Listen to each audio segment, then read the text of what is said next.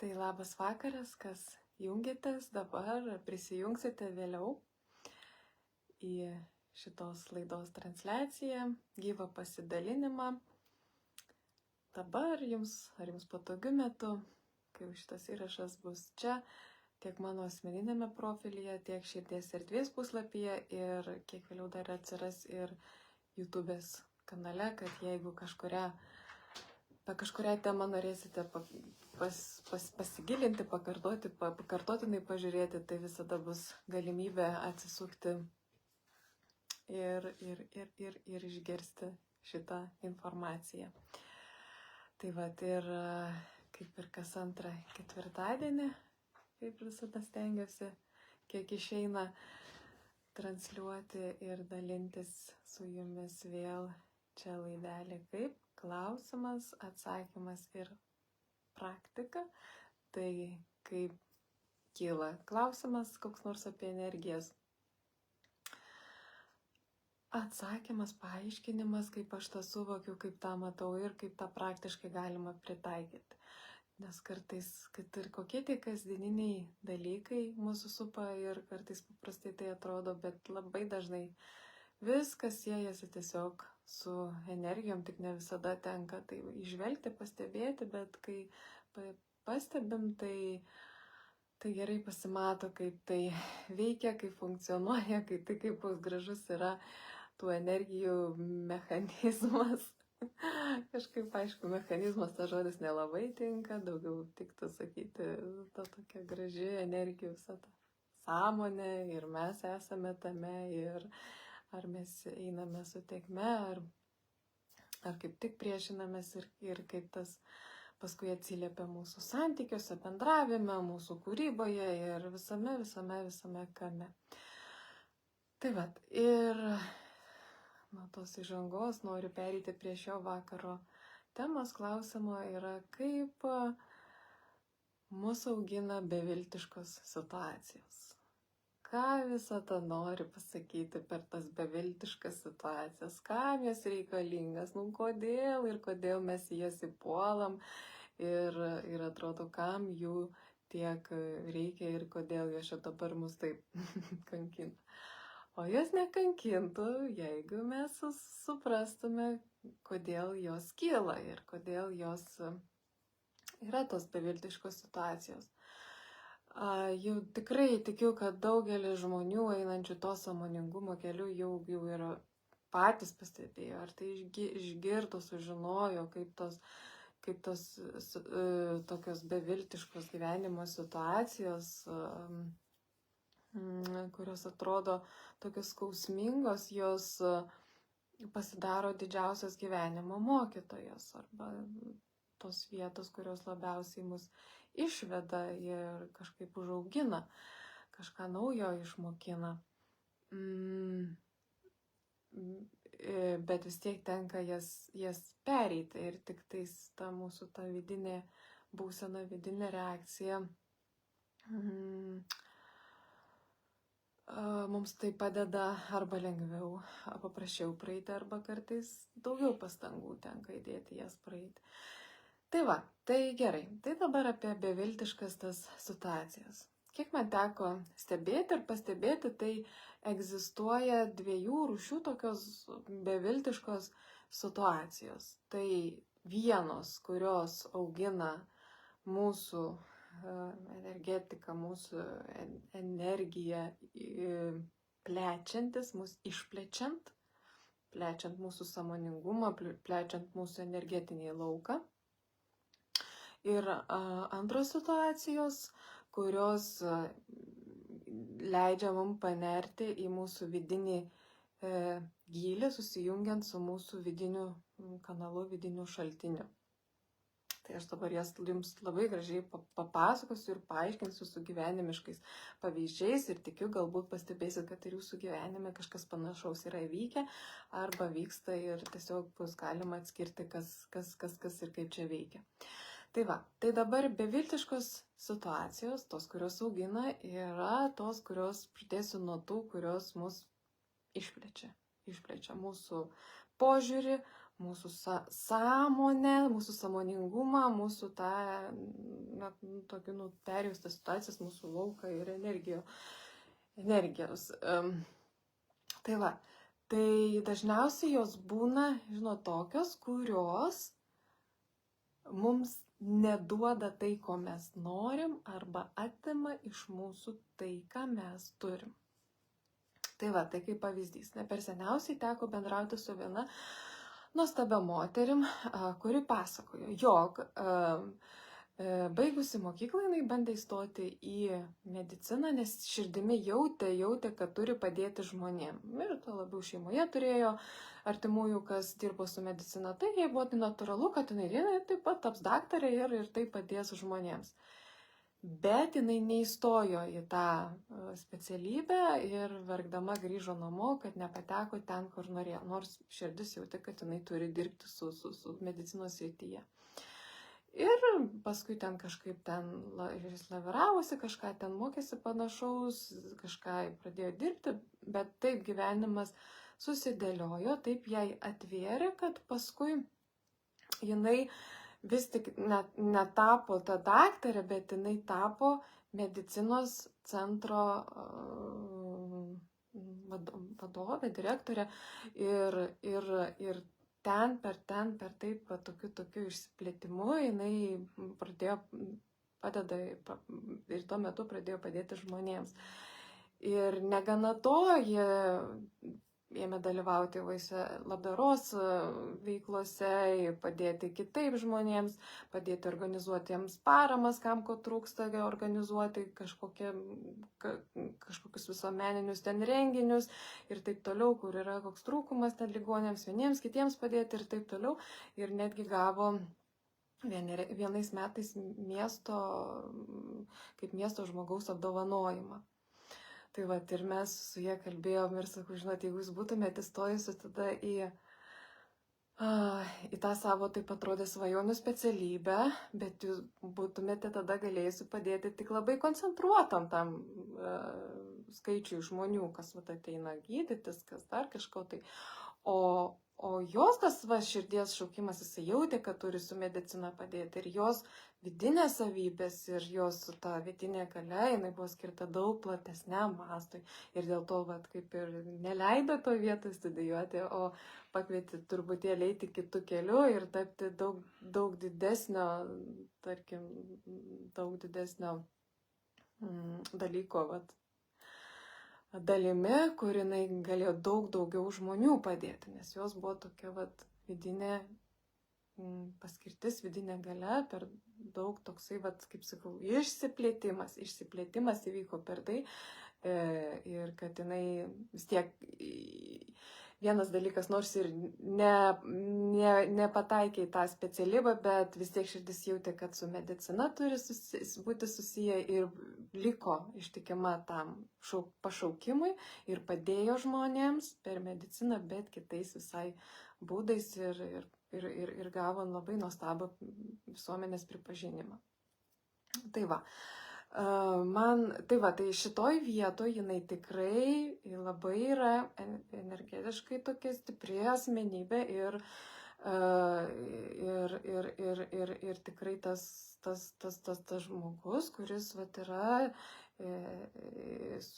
turi stiprią tą tokią energetiką ir išsiplėtimą. Man asmeniškai yra nutikusi tokia istorija, kad aš ten baigusi studiją savo išvažiavau į Taivaną gyventi, labai dažnai vis kartuoju, bet apie tai pasakoju, nes man ten labai daug nuotykių įvyko ir daug perversmų mano gyvenime. Tai vienas iš jų, kad kai aš ten turėjau darbą susiradusi, turėjau metam kontraktą, tai buvau labai rami dėl to kontrakto, bet dėl tam tikrų priežasčių, dėl tam tikrų įvykių,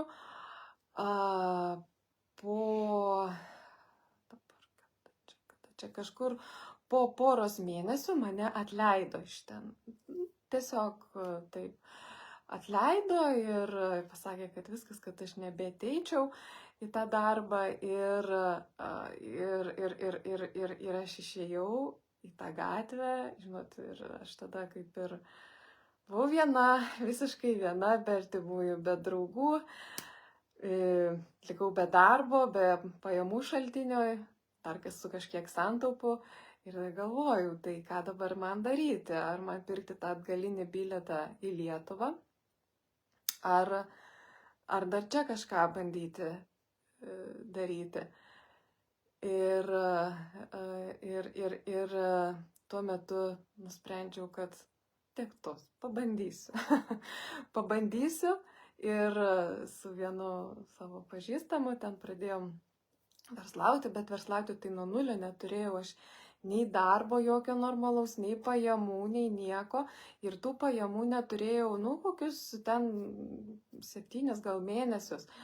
Ir turėjau nedidelės tas santaupas, iš kurių turėjau gyventi, ten valgiau 2 kartus per dieną, taupiau pinigus, niekur savaitgaliais nevažiuodavau, tik tais į kažkokią tai knygyną ir ten skaitydavau knygas, nes įpirkti taip pat knygų negalėjau, nes neturėjau jokių ten pinigų ir visą tą laiką be jokio tokio, kad o gal viskas kažkaip bus negerai, ar kažkas čia aš netaip elgiuosi, ar dar kažką. Visą tą laiką, stengiausi išbūti ir taip, kad viskas susitvarkys, viskas bus gerai ir aš išsikapstysiu šitos situacijos. Tai va, ir iš tikrųjų paskui jau mes gavom pakvietimą į vieną kompaniją įti dirbti, ten verslauti jau kaip tos kompanijos darbuotojai ir man buvo labai keista grįžti į darbą ir gauti atlyginimą. Ir žinot, po tiek laiko, kai po tos 7 mėnesių nežinios, su minimaliom pajamom, su kur viską tik stengiasi taupyti, kur kiekvienas centas yra toksai, kur tarsi jokio pagrindo, neturėjau jokio pagrindo. Ir dabar paskui vėl gauti atlyginimą, tai buvo kažkas, tai kaip, tai aš dabar galėsiu leisti pinigus, pirkti kažką ir taip toliau.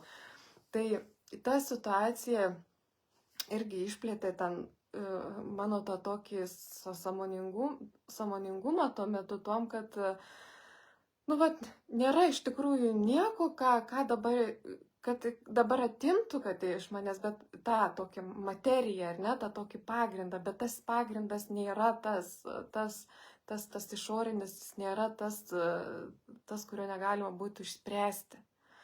O tas vidinis nustygimas, kaip pažiūrėti tai kaip į nuotykį, gerai, o tai kas dabar bus? O tai kaip čia viskas susitvarkys? Tai gerai, aš savo pabandysiu taip ir taip gyventi, kaip dar negyvenau, be nieko nežinomoj šalyje ir žiūrėti, kur mane tai nuves ir kaip tai išsispręs.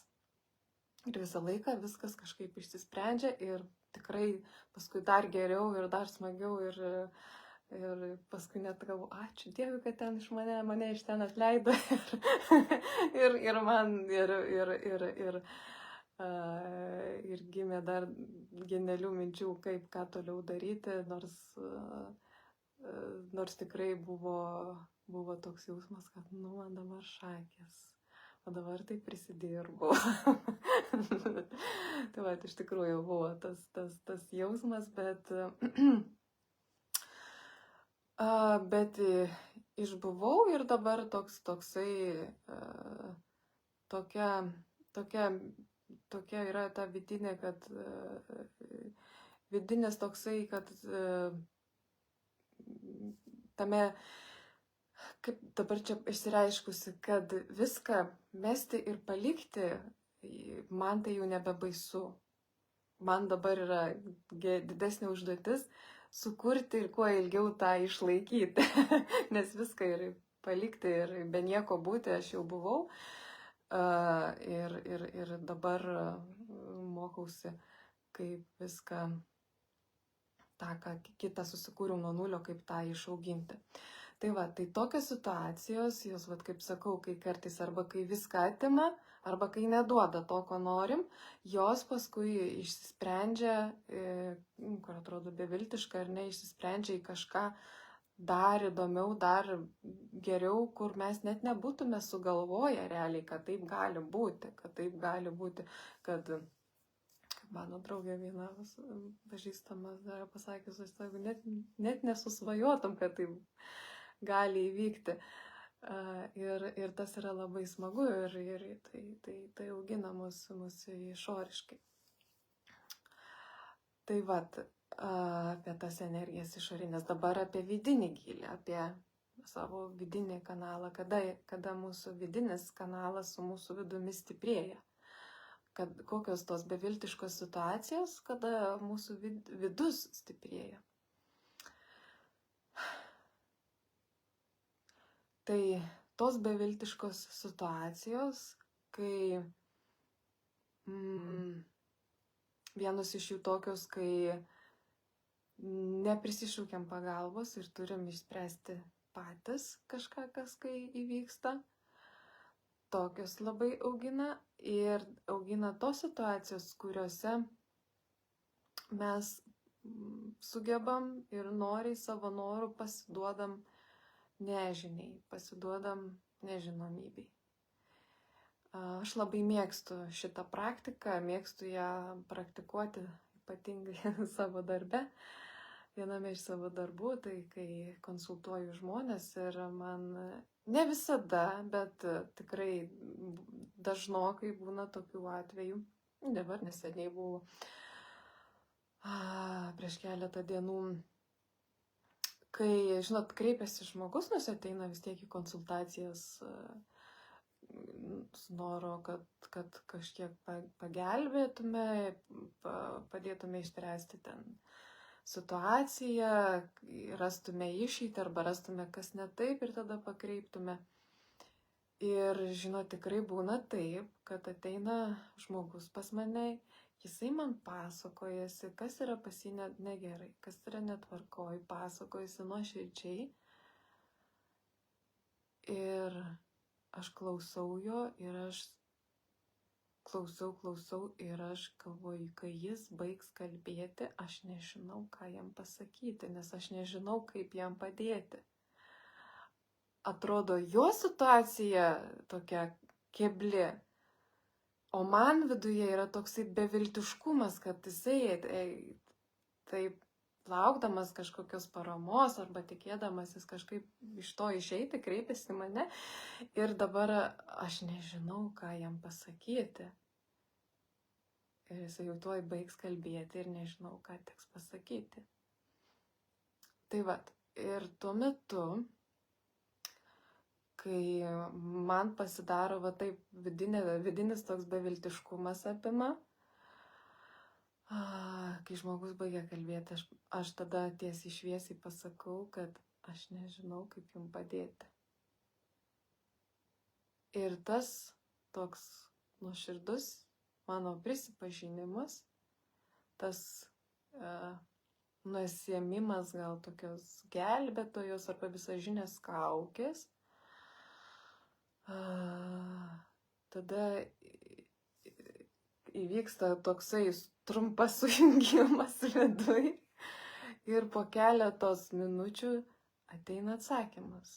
Ateina kalba pati, kur aš jos nesugalvojau, net nežinojau, ką aš pasakysiu, net nesu pati, kartais tai, kai išgirstu, man pačiai būna nauja, bet pasakau to žodžius tam žmogui to, ko jam galbūt tuo metu ir reikėjo išgirsti.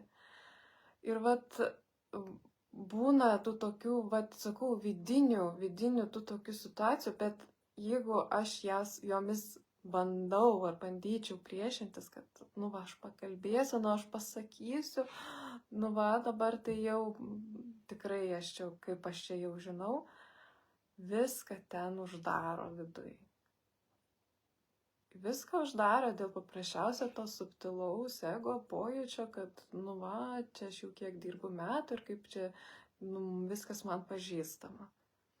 O iš tikrųjų niekas nėra pažįstama, nes kiekviena to žmogaus situacija, jinai yra tokia unikali ir savita, kad kiekvienas žmogus vis ateidamas kalbėti, jis atsineša savo tą istoriją, kuri būna skirtinga.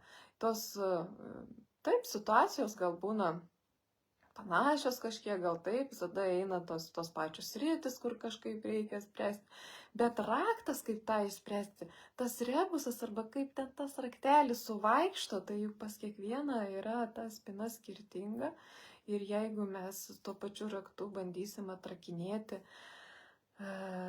kiekvieną tą žmogaus širdį, tai nesuveiks, taip ir visada taip neveikia.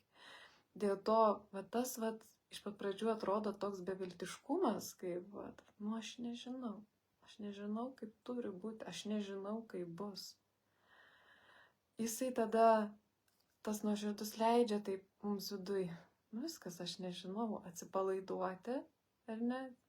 Tada mūsų širdis atsiveria nuo to nuoširdumo, nuo to nuoširdaus nežinojimo. Ir atsipalaidavimas padeda ateiti tinkamą informaciją, nes iki tol protas veikia, tarkim, jeigu veikia tuo atveju, aš žinau, tai čia vat ir nesusijungia. Bet jeigu mes nežinau, viskas tylu, ramu, mintis nurimsta, nes jos kapituliuoja, jos nepasimeta, nebežino, ką daryti, nieks jomis nebetiki. Ir tada iš viršaus susijungia tas kanalas ir pasakom tai, ką reikia, padarom tai, ką reikia. Netgi kartais labai būna kartais įdomu ir būna savo iššūkį bandau padaryti, kai nežinau, kokia tema kalbėsiu ir atsisėdus čia įsijungiu transliaciją ir laukiu, kas ateis. Tai jeigu iš tikrųjų mes kuo daugiau pasikviesim tą tokią nežinomybę ir tą nežinojimą, nuoširdų nežinojimą, tą be kontrolės, be numatytų ten tų veiksmų, kaip turi būti savo kasdienybė, kas kiekvienas galim savaip, man patinka, ar ne, tokiais būdais, gal pas jūs kitokios situacijos ir kitokios aplinkybės, galima juose irgi rasti tą nežinojimą, kur kaip praktikuoti ir tas, kai atrodo, toks vidinis beviltiškumas, nežinau, dabar jau tai šakės. Ir tada, ir pasakom, arba padarom, ir taip išsisprendžia, kad, nejaugi čia aš pasakiau, per mane atėjo tai, kas atėjo, ir tada taip smagu. Bet smagu tam kartui, kitam kartui vėl reikia neužmygti ant tų laurų ir toliau stebėti save ir neišeiti į tą, kad visą žinias, žinot, to pjedestalo. Tai tada tos beviltiška situacija, jinai irgi mūsų augina iš vidaus, mūsų vidinę tokią tvirtumą, stabilumą, koncentraciją. Tada iš aplinkos netaip jau išmušinėja iš vėžių kitų kažkokių tokių tų situacijų, kai būna iš žmonių. Nes yra toks vidinis, gerai, nes aš nieko nežinau. Girdėjau, šitą dalinosi kartas Tolė, sakė, stebėjo irgi, kaip Dalai Lama irgi mėgsta taip dažnai, sako, paklausia jo klausimus, aš nežinau. Ir sako, atsako visą laiką, tai aš nežinau. Ir Tolė sako, žinau, bet aš nežinau. Sako, iš tikrųjų, ten yra toks gilumas, toks supratimas, kad tas vien jau žodis nežinau yra